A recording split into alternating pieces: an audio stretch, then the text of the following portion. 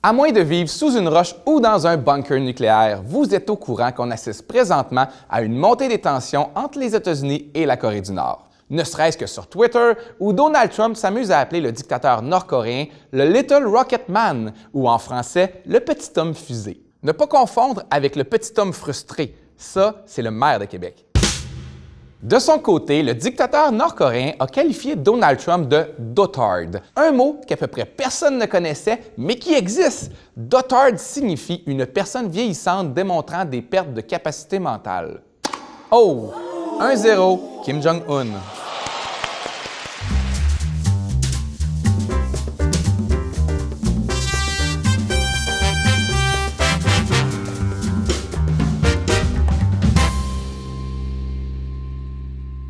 Commençons par un peu de contexte. 5 pays possèdent officiellement la bombe nucléaire. Les États-Unis, la France, la Grande-Bretagne, la Russie et la Papouasie-Nouvelle-Guinée.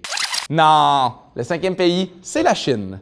Et à ces 5 pays, on peut en ajouter 4 autres qui détiennent la bombe, mais de manière un peu moins officielle. L'Inde, le Pakistan, Israël et maintenant la Corée du Nord. Important de souligner que ces 4 pays posséderaient une version moins puissante de la bombe nucléaire. Au lieu de la bombe H, eux, ils auraient la bombe A. Ça, c'est l'équivalent de la marque maison des bombes nucléaires, juste un petit peu moins bon.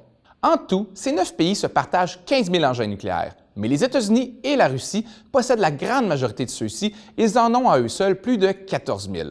De toutes ces bombes, on estime que seulement 4 000 sont opérationnelles et seulement 1 800 sont prêtes à être lancées rapidement. Bon, j'avoue que c'est pas un seulement très rassurant. C'est comme te faire dire « vous avez seulement le cancer » dans un des 2 seins.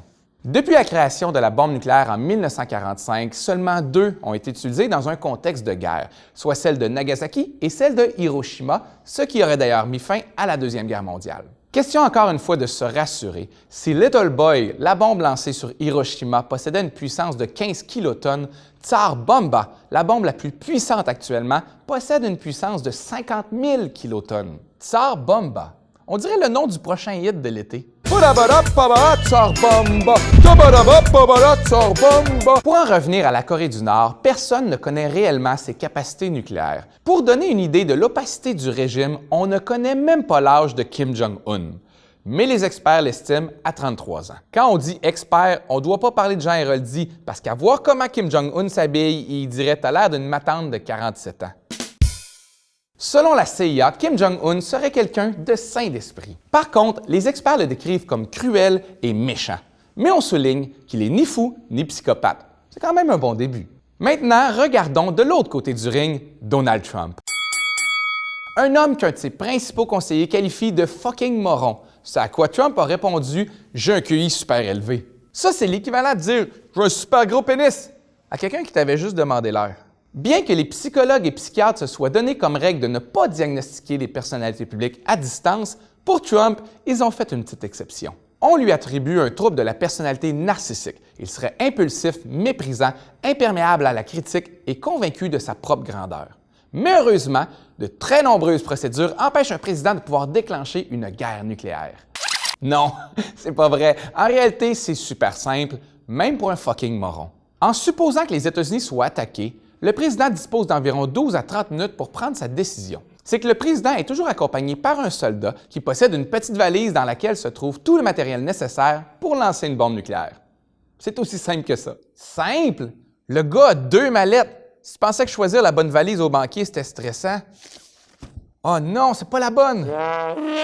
Il faut par contre souligner que les experts doutent fortement que les États-Unis puissent être les premiers à attaquer, trop conscients que les pertes seraient énormes des 2 côtés. En cas de guerre nucléaire, on parle de 1 million de victimes uniquement la première journée. Quant aux chances de voir la Corée du Nord attaquer en premier, là encore, les experts se veulent rassurants. Pour la Corée du Nord, il s'agit avant tout d'une stratégie pour pouvoir dialoguer directement avec les grandes puissances et non d'une vraie volonté de guerre. La Corée du Nord, c'est un douchebag d'un bar qui veut pas vraiment se battre, mais il sait juste pas comment exprimer ses émotions. Hey, selon toi, Jean Héroldi nous donne quel âge habillé comme ça? 71 ans.